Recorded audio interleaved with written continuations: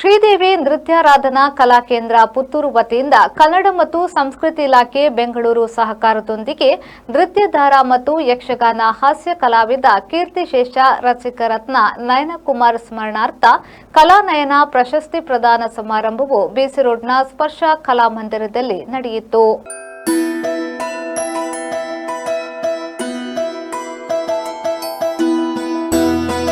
ದೀಪ ಪ್ರಜ್ವಲನದ ಬಳಿಕ ಕಲಾಕೇಂದ್ರದ ವಿದ್ಯಾರ್ಥಿನಿಯರಿಂದ ಭರತನಾಟ್ಯ ನೃತ್ಯ ಪ್ರದರ್ಶನ ನಡೆಯಿತು. ಈ ಸಂದರ್ಭದಲ್ಲಿ ನಡೆದ ಸಭಾ ಕಾರ್ಯಕ್ರಮದ ಅಧ್ಯಕ್ಷತೆಯನ್ನ ನೃತ್ಯ ಗುರು ಪುತ್ತೂರು ವಿಶ್ವ ಕಲಾ ನಿಕೇತನದ ಕರ್ನಾಟಕ ಕಲಾಶ್ರೀ ಪುರಸ್ಕೃತೆ ವಿದುಷಿ ನಯನಾ ವೀರೈ ಕುತ್ಕಾಡಿ ವಹಿಸಿ ಮಾತನಾಡಿ, ಭರತನಾಟ್ಯ ಕಲೆಗೆ ಅವಕಾಶಗಳೊಂದಿಗೆ ಪ್ರೋತ್ಸಾಹಗಳು ದೊರಕುತ್ತಿದ್ದು ಸಾಂಸ್ಕೃತಿಕವಾಗಿ ನಮ್ಮ ಬೆಳವಣಿಗೆಗೆ ಇದು ಪೂರಕವಾಗಿದೆ. ಈ ನಿಟ್ಟಿನಲ್ಲಿ ಶ್ರೀದೇವಿ ನೃತ್ಯಾರಾಧನಾ ಕಲಾ ಕೇಂದ್ರ ಉತ್ತಮ ಕೆಲಸವನ್ನ ಮಾಡುತ್ತಿದೆ ಎಂದು ಶುಭ ಹಾರೈಸಿದರು. ನೃತ್ಯ ಕಲಾ ಸೇವೆ ಎಷ್ಟು ಜನಮನ್ನಣೆಯನ್ನು ಪಡೆಯುತ್ತಿದೆ, ಎಷ್ಟು ಎತ್ತರಕ್ಕೆ ಬೆಳೆದಿದೆ ಎಂಬುದನ್ನು ಇವತ್ತು ರಂಗದ ಮೇಲೆ ನೋಡಿದಾಗ ನನಗೆ ಮನವರಿಕೆಯಾಯಿತು.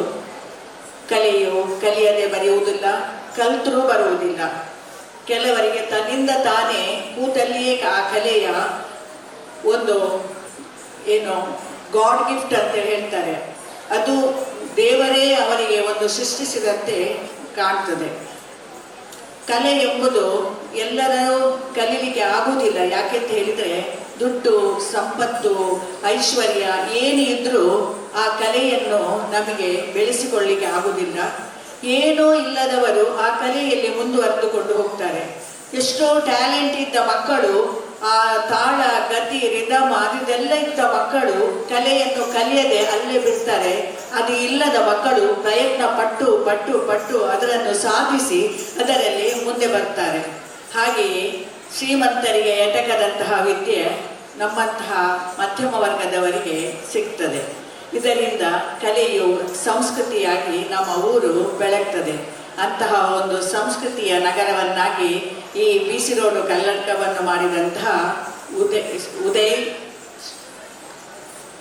ರೋಹಿಣಿಯವರಿಗೆ ನಮ್ಮ ಪ್ರೀತಿಪೂರ್ವಕವಾದ ನಮನಗಳನ್ನು ಸಲ್ಲಿಸುತ್ತೇನೆ. ಕಲಾನಯನ ಪ್ರಶಸ್ತಿಯನ್ನ ಸಂಶೋಧಕ ವಿಶ್ರಾಂತ ಪ್ರಾಧ್ಯಾಪಕ ಡಾಕ್ಟರ್ ವೈ ಉಮಾನಾಥ್ ಶೆಣೈಯವರಿಗೆ ನೀಡಿ ಗೌರವಿಸಲಾಯಿತು.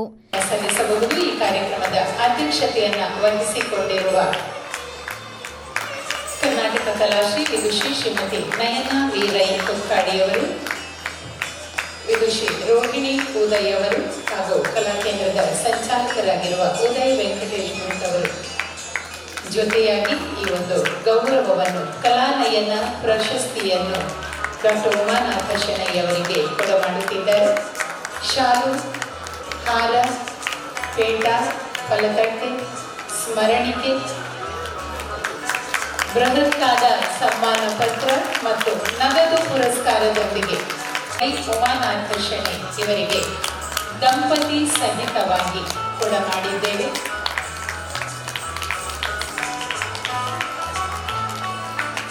ಪೃಥ್ವಿನ್ ಕೆ ಉಡುಪಿ ಖ್ಯಾತ ಬೆಳಕು ವಿನ್ಯಾಸಕಾರರನ್ನು ದೊಡ್ಡ ಕನಸುಗಳನ್ನೇ ಕಾಣಿರಿ, ಚಿಕ್ಕದಾಗಿ ಯೋಚಿಸಿದ್ರೆ ಆ ಮಟ್ಟಕ್ಕೆ ಮಾತ್ರ ಬೆಳೀತೀರಿ ಅಂತ ರತನ್ ಟಾಟಾ ಹೇಳಿದರು. ಸ್ವತಃ ಬೆಳೆದು ಮಾದರಿಯಾದರೂ ಕೂಡ ಈ ಹುಡುಗ ಕೂಡ ಹಾಗೆ ರಂಗಭೂಮಿಯನ್ನು, ಕಲಾವೇದಿಕೆಗಳನ್ನು, ಉತ್ಸವ ಪ್ರದರ್ಶನಗಳನ್ನು ಬೆಳಕಿನ ಆಗರವಾಗಿಸುವುದು ಹೇಗೆ ಎಂಬ ಕನವರಿಕೆಯನ್ನೇ ಬಯಸಿ ಕಂಡವರು, ಬೆಳೆದವರು, ಬೆಳಕಿನ ಗಾರುಡಿಗ ಎನಿಸಿಕೊಂಡವರು. ಪೃಥ್ವಿನ್ ಕೆ ಉಡುಪಿ ಅವರನ್ನ ಶಾಲು, ಹಾರ, ಪೇಟ, ಫಲತಟ್ಟೆ, ಸ್ಮರಣಿಕೆ ಮತ್ತು ನಗದು ಪುರಸ್ಕಾರಗಳೊಂದಿಗೆ ಗೌರವಿಸಿದ್ದೇವೆ. ಶೆಣೈಯವರ ಪತ್ನಿ ನಿವೃತ್ತಾಧಿಕಾರಿ ವಿಜಯಕುಮಾರಿ ಶೆಣೈ ಉಪಸ್ಥಿತರಿದ್ದರು. ಈ ಸಂದರ್ಭದಲ್ಲಿ ಮಾತನಾಡಿದ ವೈ ಉಮಾನಾಥ್ ಶೆಣೈಯವರು, ನಮ್ಮ ಕಲೆ ಸಂಸ್ಕೃತಿಯನ್ನ ಬೆಳೆಸುವ ನಿಟ್ಟಿನಲ್ಲಿ ಭರತನಾಟ್ಯ ಕಲಿಕೆಗೆ ವಿದ್ಯಾರ್ಥಿಗಳನ್ನ ಪೋಷಕರು ಕಳುಹಿಸುತ್ತಿರುವುದು ಉತ್ತಮ ಬೆಳವಣಿಗೆ ಎಂದರು. ಅದನ್ನು ನೋಡುವಾಗ ವೀರಭದ್ರ ಕಂಗಾಲ ಆಗಿತ್ತು. ನಮ್ಮ ಹಿಂದೂ ಪರಂಪರೆಯಲ್ಲಿ ವೀರಭದ್ರ ಅಂದರೆ ಬಹಳ ಪರಾಕ್ರಮಶಾಲಿ ಅಂತ ಲೆಕ್ಕ. ಆದರೆ ಅಲ್ಲಿ ಜೈನರ ಬಂಗಾರಸರ ಆಳ್ವಿಕೆಯ ಮುಗಿದ ನಂತರ ಆ ಇಡೀ ನಂದಾವರ ಹೇಳ ಹೆಸರಿಲ್ಲದಾಯಿತು. ಒಂದು ಕಾಲಕ್ಕೆ ನಮ್ಮ ಜಿಲ್ಲೆಯ ಅಥವಾ ತುಳುನಾಡಿನ ಅತ್ಯಂತ ಶ್ರೀಮಂತ ಮನೆತನವಾದ ಬಂಗವಾಡಿಯ ಬಂಗಾರಸರು ಆಳ್ದಂತಹ ಪ್ರದೇಶ ಈ ನಂದಾವರ. ಆದರೆ ಅದು ಹಾಳಾಯಿತು. ಅಲ್ಲಿದ್ದ ವೀರಭದ್ರನ ಮೂರ್ತಿಯನ್ನು ನೋಡಿ ನನಗೂ ಬಹಳ ಬೇಸರ ಆಯಿತು. ಈಗ ನಮ್ಮಲ್ಲಿ ಇತಿಹಾಸಕ್ಕೆ ಸಂಬಂಧಿಸಿದ ಹಲವಾರು ಸ್ಮಾರಕಗಳು, ಶಿಲಾಶಾಸನಗಳು, ಮೂರ್ತಿಗಳು, ಸ್ಮಾರಕಗಳು, ಗ್ರಂಥಗಳು ಇವೆ. ಇದನ್ನು ಓದುವಾಗ ವಿಶೇಷವಾಗಿ ಸಂತೋಷವಾಗ್ತದೆ. ಅದು ಅನುಭವಿಸಿ ಇರಬೇಕು. ಇದು ಯಾವುದೇ ಡ್ಯೂಟಿ ಮೈಂಡೆಡ್ ಆಗಿ ಕರ್ತವ್ಯ ದೃಷ್ಟಿಯಿಂದ ಮಾಡಿದ ಕೆಲಸಗಳಲ್ಲ. ಈಗ ಉದಯರು ಮಾಡ್ತಾರೆ, ತುಂಬ ವಿಷಯ ಹೇಳಿತ್ತು.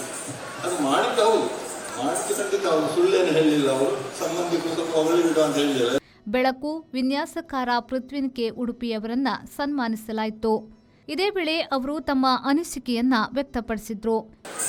ಈ ಬೆಳಕಿನವರು, ಕಾಸ್ಟ್ಯೂಮ್ ಡಿಸೈನರ್ಸು, ಸೆಟ್ ಡಿಸೈನರ್ಸು ಅಂಥವರನ್ನು ಗುರುತಿಸಿ ಅವರಿಗೊಂದು ಪ್ರಶಸ್ತಿ ಅಥವಾ ಸನ್ಮಾನಗೊಳಿಸೋದು ಇದೆಯಲ್ಲ, ಆ ನೋಡುವಿಕೆ ಅವರಲ್ಲಿ ಇದೆಯಲ್ಲ, ಆ ನೋಡುವಿಕೆಗೆ ಧನ್ಯವಾದಗಳು.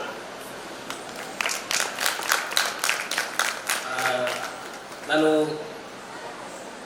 ಕೊರೋನಾದಕ್ಕಿಂತ ಮುಂಚೆ ಹೊರ ರಾಜ್ಯಗಳಲ್ಲಿ ಕೆಲಸ ಮಾಡ್ತಿದ್ದೆ. ಕೇರಳ, ಬಾಂಬೆ, ಚೆನ್ನೈ, ಹಾಗೆ ದಿಲ್ಲಿಯಲ್ಲಿ ಎಲ್ಲ ಕೆಲಸ ಮಾಡ್ತಾಯಿದ್ದೆ. ಆಯಿತು, ಕೊರೋನಾ ಆಯಿತು. ಅದಾಗೋ ಟೈಮಿಗೆ ಊರಿಗೆ ಬಂದ್ವಿ.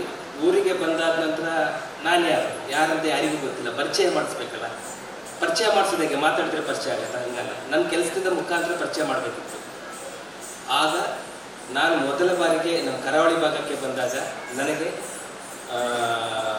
ಲೈಟಿಂಗ್ ಮಾಡಬೇಕು ಒಂದು ಭರತನಾಟ್ಯ ಪ್ರೋಗ್ರಾಮಿಗೆ ಅಂತೇಳಿ ವೆಂಕಟೇಶ್ ಸರ್ ಕರೆದಾಗ ನಾನು ಪ್ರೀತಿಯಿಂದ ವಿದ್ಯಾಕೇಂದ್ರದ ವಿದ್ಯಾರ್ಥಿಗಳಿಗೆ ಪ್ರಮಾಣ ಪತ್ರ ವಿತರಿಸಲಾಯಿತು.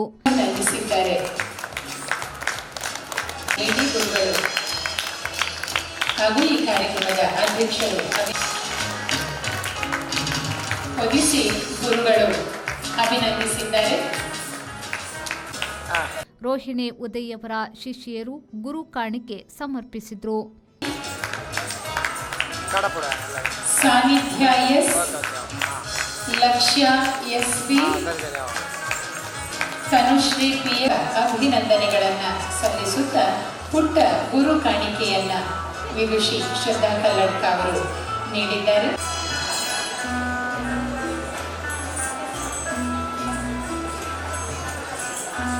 ಸಂಚಾಲಕ ಉದಯ್ ವೆಂಕಟೇಶ್ ಭಟ್ ಸ್ವಾಗತಿಸಿ ಸನ್ಮಾನಿತರ ಪರಿಚಯ ಮಾಡಿದ್ರು. ನೃತ್ಯ ನಿರ್ದೇಶಕಿ ರೋಹಿಣಿ ಉದಯ್ ಪ್ರಾಸ್ತಾವಿಕವಾಗಿ ಮಾತನಾಡಿ ವಂದಿಸಿದ್ರು. ಇವರು ಗುರುಗಳನ್ನ ಹಾರೈಸುತ್ತೇವೆ. ಒಂದು ಅನರ್ಘ್ಯವಾದಂಥ ಒಂದು ರತ್ನ ಇದೆ, ಅದನ್ನು ಬಳಸಿಕೊಂಡು ಯಾಕೆ ನಾವು ಮುಂದುವರಿಬಾರದು ಅಂತೇಳಿ ಅವರ ಮಾತಿನ ಮೇರೆಗೆ ನಾವು ಕಲಾನಯನ, ಅದು ನನ್ನ ಮಾವನವರ ಹೆಸರು ನಾರಾಯಣ ಭಟ್, ಅವರಿಗೆ ಮಾಸ್ಟರ್ ಹಿರಣ್ಣಯ್ಯನವರು ಕೊಟ್ಟಂತಹ ಒಂದು ಬಿರುದಾಂಕಿತ ಕಲಾ ನಯನ ಕುಮಾರ್ ಅಂತೇಳಿ. ಹಾಗೆ ಕಲೆಗಳಿಗೆ, ಬರೀ ಭರತನಾಟ್ಯ ಅಲ್ಲದೆ ಎಲ್ಲ ಕಲೆಗಳಿಗೆ ಇದು ಸಲ್ಲಬೇಕು. ಕಲೆಗೆ ಸಂಬಂಧಪಟ್ಟ ಪೂರಕವಾಗಿರುವಂತಹ ಅದು ಇತಿಹಾಸ ಇರ್ಬೋದು, ಶಾಸ್ತ್ರ ಇರ್ಬೋದು, ಅಥವಾ ಇನ್ನಿತರೆ ಏನೆಲ್ಲ ಕಲೆಗೆ ಒಂದು ಸಂಬಂಧಪಡ್ತದೆಯೋ ಅದನ್ನೆಲ್ಲ ಅವರಿಗೆ ಆ ಒಂದು ಪ್ರಶಸ್ತಿಯನ್ನು ಕೊಡಮಾಡಬೇಕು. ಅದರಿಂದ ನಮ್ಮ ಒಂದು ಕಲಾ ಕೇಂದ್ರಕ್ಕೆ ಒಂದು ಹೆಮ್ಮೆ ಅನ್ನುವಂಥ ಒಂದು ಮಾತನ್ನು ಮನಸ್ಸಲ್ಲಿಟ್ಟುಕೊಂಡು ನಾವು ಕಾರ್ಯಕ್ರಮ. ಡಾಕ್ಟರ್ ಮಂಜುಳಾ ಶೆಟ್ಟಿ ಕಾರ್ಯಕ್ರಮ ನಿರ್ವಹಿಸಿದ್ರು.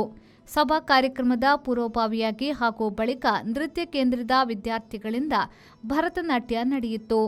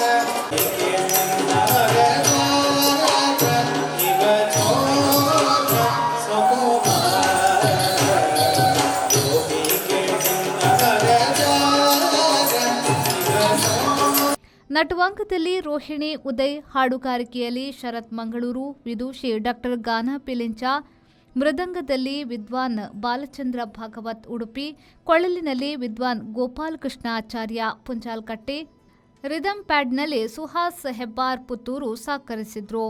ಸಂದೀಪ್ ಸಾಲ್ಯನ್, ವಿ4 ನ್ಯೂಸ್, ಬಂಟ್ವಾಳ.